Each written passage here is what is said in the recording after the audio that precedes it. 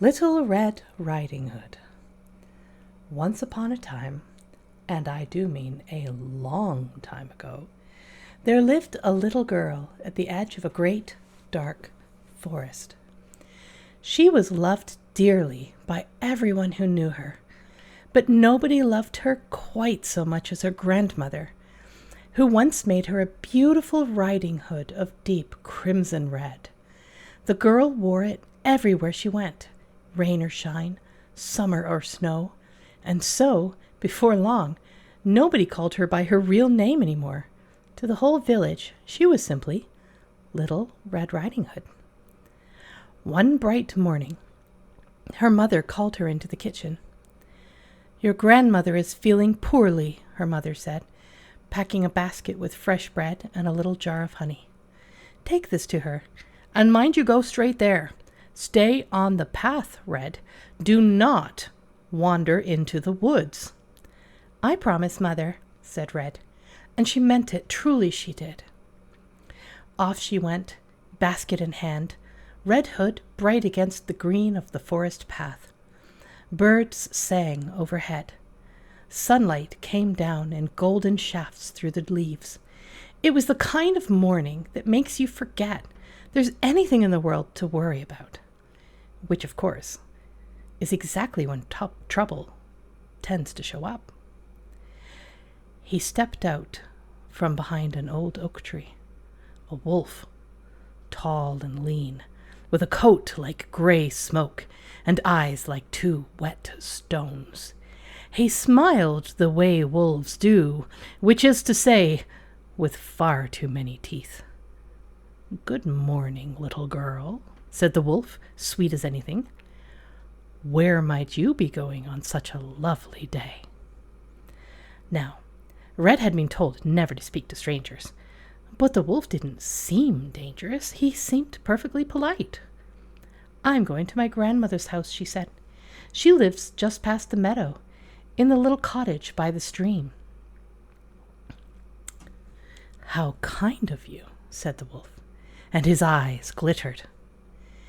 He suggested that she pick some wildflowers from her grandmother. Wouldn't that be a lovely surprise? Red looked around at the buttercups and bluebells dancing in the breeze, and she thought, well, what harm could it do? So she wandered off the path just for a moment. And the wolf, he ran. He ran through the trees like a gray ghost, straight to grandmother's cottage. He knocked, tap, tap, tap, and in a voice thin as paper, grandmother called out, "Who's there?" "It's me, grandmother, Little Red Riding Hood." "Lift the latch and come in, dear." And in he went.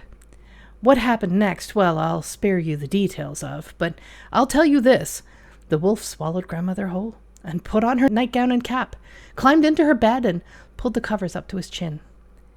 And he waited. Before long, tap, tap, tap, there was Red at the door. "Come in, dear," called the wolf, doing his very best grandmother impression. Red stepped inside. The curtains were drawn. The room was dim. She set the basket down and came closer to the bed. Something felt off. "Grandmother," she said slowly, "oh, what big eyes you have." "All the better to see you with, my dear." "Grandmother, what big ears you have." "All the better to hear you with, my dear." Red swallowed. Her heart began to beat a little faster. "Grandma, what big teeth you have." The wolf grinned wide. "All the better to eat you with." And he lunged. But this is not where the story ends. A woodsman was passing nearby, a big, broad-shouldered fellow with an axe over one shoulder. He heard the commotion, kicked open the door, and in one swift stroke brought the wolf's story to a close. And from the wolf, out tumbled grandmother, shaken, startled, but very much alive. Red threw her arms around her grandmother and held on tight. She cried a little, Grandmother cried a little. Even the woodsman had to turn away and clear his throat. From that day forward, Little Red Riding Hood kept her promises. When her mother said stay on the path, she stayed on the path. When something felt wrong, she trusted that feeling. And when strangers smiled with too many teeth, she walked the other way. Because here's the thing about the world, and it's as true then as it is now. Not every monster looks like one.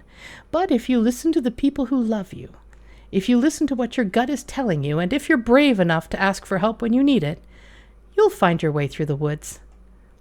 Every time.